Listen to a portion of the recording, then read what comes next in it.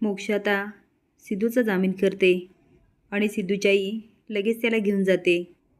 घरी आल्यानंतर लग्नाचा थाटमाट असतो. ते बघून सिद्धूला खूप आश्चर्य वाटतं आणि सिद्धू म्हणतो, इथे कुणाचं लग्न आहे? त्याची आई म्हणते, तुझं आणि स्वीटीचं. तो म्हणतो, काय ते? तिची आई म्हणते, ऐकलं नाहीस का? तुझं आणि स्वीटीचं लग्न आहे. आता तर सिद्धूला अक्षरशः हसायला येतं आणि तो म्हणतो, शक्यच नाही. एकदा लग्न झाल्यानंतर मी डबल कसं लग्न करणार? सिद्धूची आई म्हणते, तुला लग्न करावंच लागणार, कारण सानिका आणि इंद्राणीचं लग्न होणं खूप गरजेचं आहे. आता नक्की काय चाललं हेच कळत नाही. तेवढे तिची आई म्हणते, सानिका गरोदर आहे. आता सिद्धूच्या पायाखाची जमीनच सरकते. तो म्हणतो, काय? ती म्हणते, हो, सानिका इंद्राणीच्या बाळाची आई होणार आहे. हे ऐकून तर सिद्धूला काय करावं तेच कळत नाही. ती म्हणते, होय, ती पोटूशी हाय. आता शुभू सगळ्यांवर नजर टाकतो. शुभूची आई म्हणते, शुभू, तू जर स्वीटीशी लग्न केलं असतं ना, स्वीटी सानिका आणि इंद्रनीलचं लग्न करून देणार होती. तिच्या पोटातल्या बाळाला बापाचं नाव मिळणार होतं. शुभू, आता तर तू समजा डावच उलटून टाकलास रे. स्वीटी म्हणते, तुला काय वाटलं रे शुभू? तू श्रावणीचा जीव वाचून लई मोठा तीर मारलास. पण एक गोष्ट लक्षात ठेव, त्या श्रावणीच्या नादात तू तुझ्या सख्या बहिणीचं आयुष्य उद्ध्वस्त केलंस. आता शुभू सानिकाकडे बघायला लागतो. तेवढेच स्वीटी इंद्रनीलचा हात पकडते आणि म्हणते, चल इंद्रनील, इथे एक सेकंद पण थांबायची गरज नाही आपल्याला. पण इंद्रनील बोलायचा प्रयत्न करत असतो की माझं लग्न, पण स्वीटी काय ऐकत नाही आणि त्याला घेऊन जाते. स्वीटी म्हणते, चल इथून.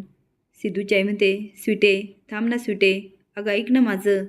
स्वीटीची आई जायला लागते. सिद्धूची आई त्याला पकडते आणि म्हणते, अहो स्वीटीची आई, तुम्ही तरी स्वीटीला समजा.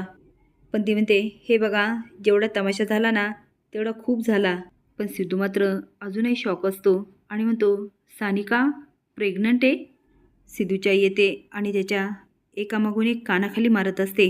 सिद्धूची मोठी बहीण म्हणते, आई आई, पण सिद्धूची आई काय ऐकायला तयार नसते. सिद्धू म्हणतो, आई ऐक तरी.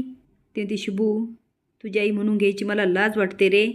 मला वाटायचं माझ्या पाठीमागे ह्या घराचा करता धरता जबाबदार माणूस तू आहेस, पण तू तर राक्षस निघालास रे.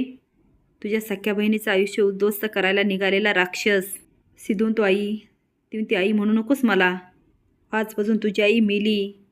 सिद्धूची बहीण म्हणते, आई अगं काय बोलायलीस तू? सिद्धू म्हणतो, आई, पण ती हात झटकते. तो म्हणतो, आई मी काय म्हणतो ते तरी समजून घे. अगं ते रुद्राला रोखण्यासाठी माझ्याकडे दुसरा पर्याय नव्हता गं. आणि सानिका प्रेग्नंट आहे हे तू मला आधी का नाही सांगितलं? त्याची आई म्हणते, शुभू मला काही कारण नको आहे. आता शुभू डोक्यालाच हात लावतो.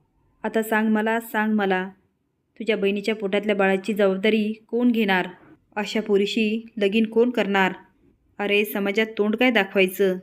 तेवढ्यात एक जण म्हणतो, मी घेणार सानिकाच्या पोटातल्या बाळाची जबाबदारी.